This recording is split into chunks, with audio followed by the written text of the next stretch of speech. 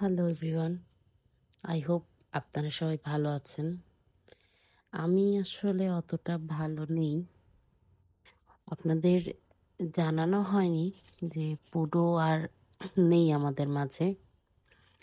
আমি বগুড়া যাই, যাওয়ার পরে আর কেউ আমি খেয়াল করিনি ও ছাদ থেকে পড়ে যে প্যারালাইজড হয়ে যায়।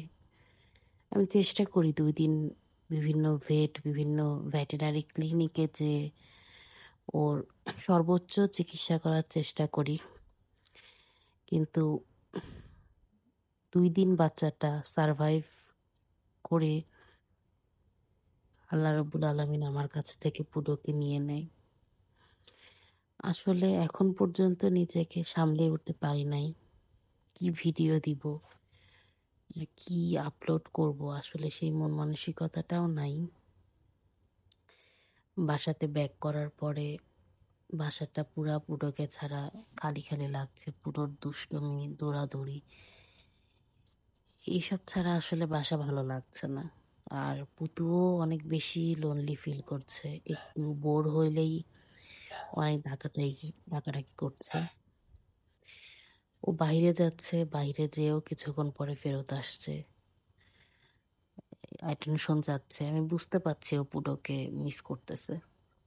সহজে কারোর সাথে পুতুর অ্যাডজাস্ট হয় না, পুডোর সাথে ওর খুব ভালোভাবে অ্যাডজাস্ট হয়ে গিয়েছিল। যেহেতু ওর নিজের ছেলে, পুডো আমাদের বাসাতেই হয়েছে, জন্মর পর থেকেই পুডোকে দেখছিল। আমি তো আমি জানি না আমি আর এই চ্যানেল বা পেজ কোনোটা কন্টিনিউ করতে পারবো কিনা। একবার সিদ্ধান্ত নিয়ে নিয়েছিলাম যে আমি আর কিছু কন্টিনিউ করব না। অতটা আপসেট আমি। এভাবে আমার কোনো বিড়াল আসলে মারা যায় নাই ছাদ থেকে পড়ে, যে আমি একটু চোখের আড়াল হওয়াতে আমার বাচ্চাটা এভাবে পড়ে যায়। যাই হোক, আপনারা দোয়া করবেন আমার জন্য, পুতুর জন্য, যেন আমরা দ্রুত সামলে উঠতে পারি আর কি।